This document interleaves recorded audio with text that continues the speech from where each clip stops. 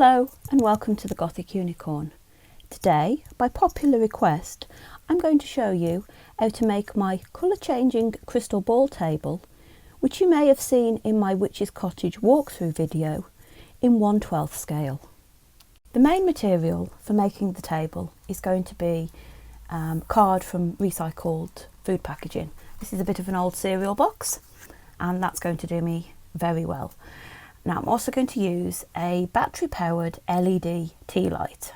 Now, this is a colour changing one, which is what gives obviously the wonderful effect to the crystal ball. Now even this is recycled. This was used in something else at Christmas, which is why it's a bit messy around the outside because I couldn't get all the tape off, but it's not going to be visible, so I'm going to reuse it. And I am also going to be using a glass marble. You know, like the marbles that you get in games and such like. Well, I managed to pick up a load of clear ones from a local museum where they sell them loose, and they are great for this. They're great for crystal balls. The other thing you are going to need is going to be some fabric. Now this needs to be ideally cotton, or you can get away with some polycottons. You will have to sort of play it by ear as to what fabric you want to use and whether it will actually work. Hopefully this one will work. It's the first one that caught my eye that I pulled out of my box of fabrics, and yeah, I'm going to give that a go. It might change, so if it does, I do apologise, but you know, even witches change their mind. Now to begin, I've cut up my cereal box. The strip, which will form the height of the table, is 2.5 inches high. That is the important measurement. That's the height I've decided on. I measured a 1/12 scale table, decided that that was the correct height, and that's what I went with. And then I've cut 2 circles, which are also 2.5 inches approximately. I say approximately because the table top size depends on you. I've gone for a circle and I've cut it out using a die. Previously I used punches.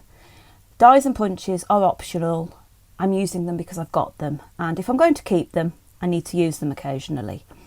But that I've done 2 circles because I'm going to stick them back to back for some extra strength. But that is the basics of my table. Now I need to find the middle of the tabletop because I'm going to have to put a hole in it. Now to do that, easiest, I have cut another circle of the same size and I folded it to find approximately the middle, and I've poked a hole through just with my pencil. And this is just a scrap of paper from something that I did previously. I don't waste anything, it'll stay on there and then it'll go in the recycling once I've done with it today. And I'm going to put that on top of my piece, like so, and I'm going to get a sharp thing and I'm just going to put the hole into that, and then I'm going to repeat on that one so that I've got the mark in the middle where my hole is going to go.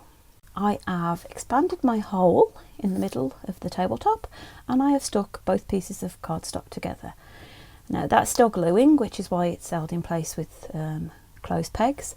I'm not sure if the hole will be big enough yet, but it will only be a case of sort of filing away a little bit.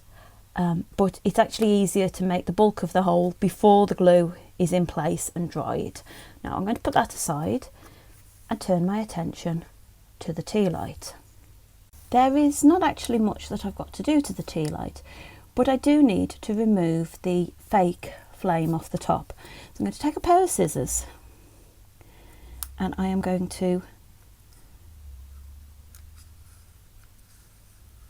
basically turn this around, and I'm going to remove the plastic rubbery tea light flame.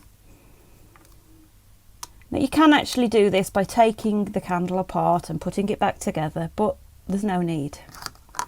That's done, and I have got a tea light here which won't work anymore. Shit. What I did with the tea light is I removed the flame. Now you can do this by getting a blade and cutting around the bottom. It cuts the plastic of the flame and you can just take the top off. Or you can use the little notch in the bottom, prise the innards out and just take it off that way. It all depends what you're happier with.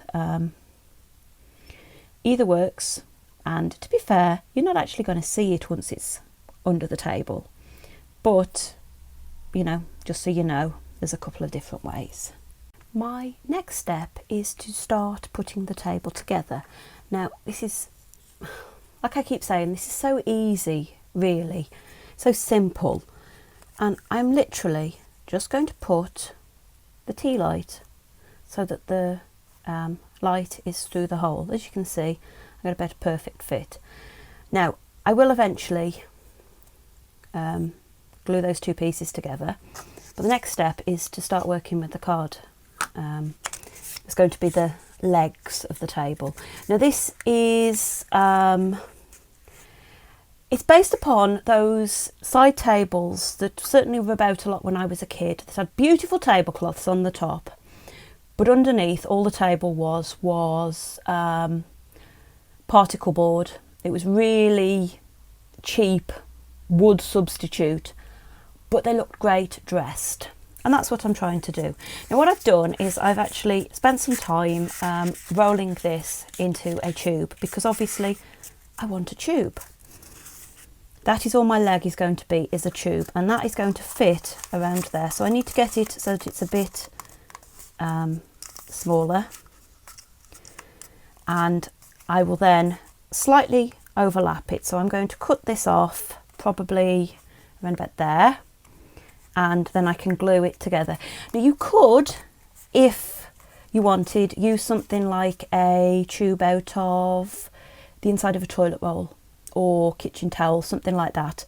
It's about the right size that those fit inside. I know they exist because people use them for making fake candles for Halloween, and yeah, that would then, once it's all glued in place, make the basic structure of the table. So I've stuck the card onto the top of the tea light candle, and I've also made the legs of the table, and as you can see underneath you've got access to the on-off switch, and you can quite easily turn it on and off.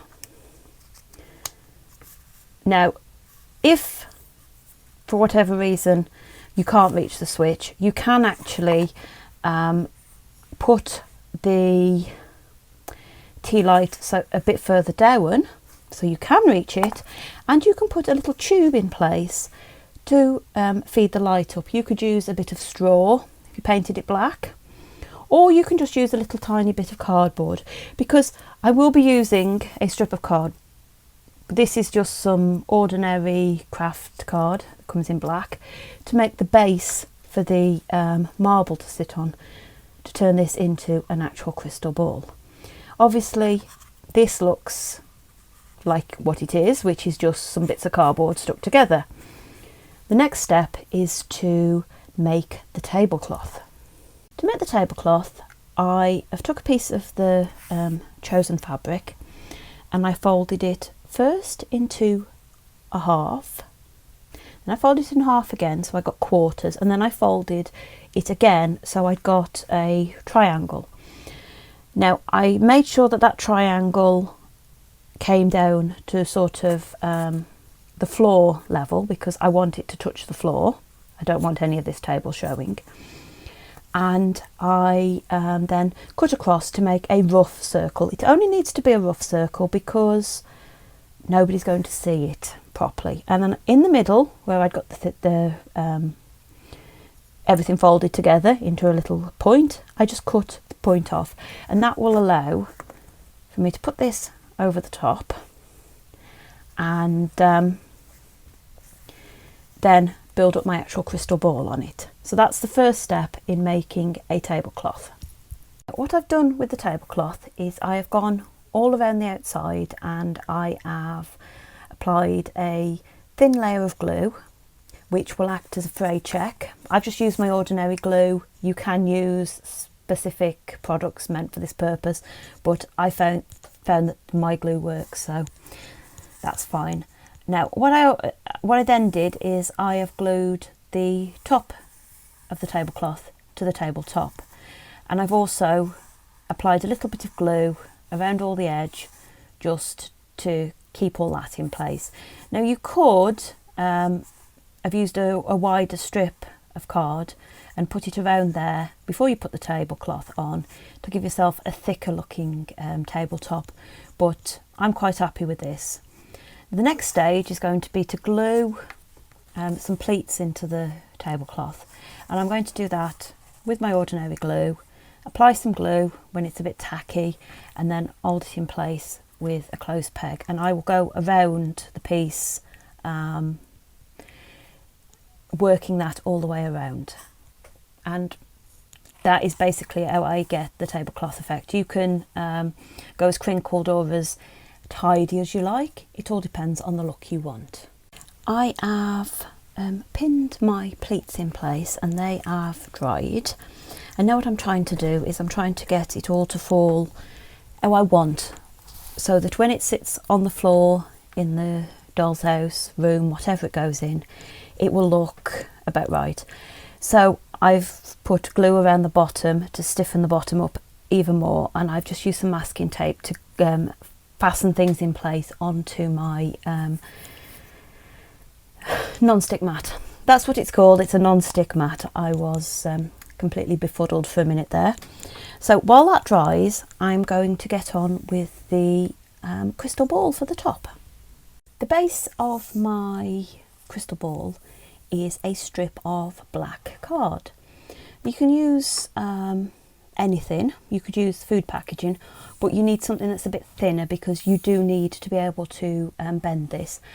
Now, colour doesn't matter because you could paint it. I've just used black because I happen to have some scraps of black about. The length is irrelevant. I just cut a piece which is 1/4 of an inch deep off a scrap that I got left, and this is what I'm going to start with. And I'm going to use my pokey tool here because you need something to form around, and I'm going to start off by just wrapping it around once, and then I'm going to put a little tiny bit of glue on there just to try and hold it in place, and then I'm just going to continue wrapping this around until I get a suitable thickness for my crystal ball to sit on.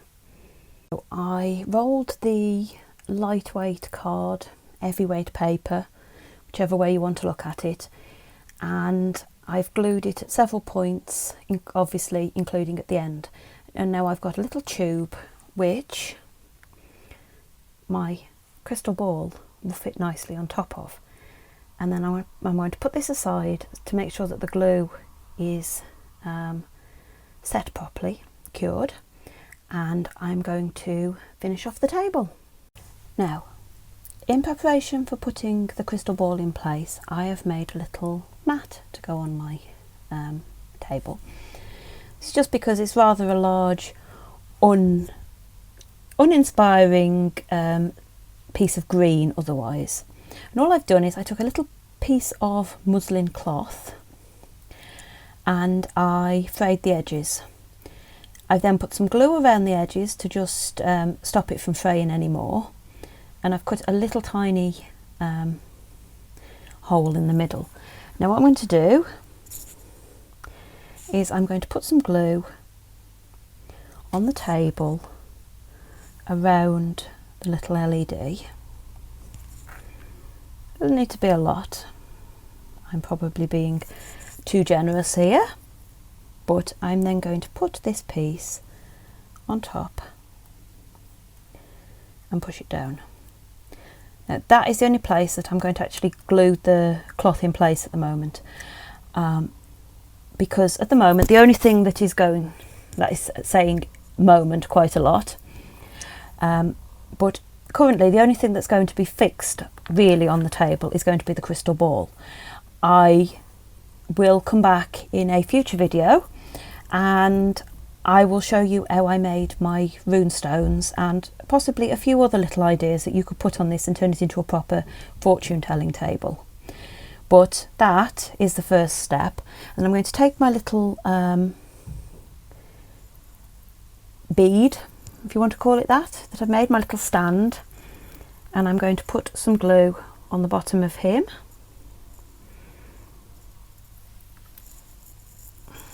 And I'm going to stick that over the top of the LED, just push it into place, and then that is all ready for the addition of the actual crystal ball.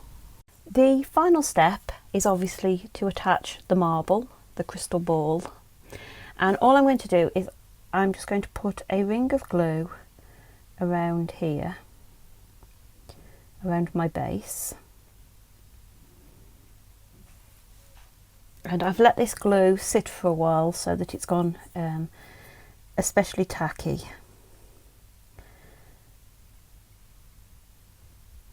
And then I am just going to put my marble in place on there. Now, I will be holding this in place to make sure that it does take hold properly. But that should be the end of it.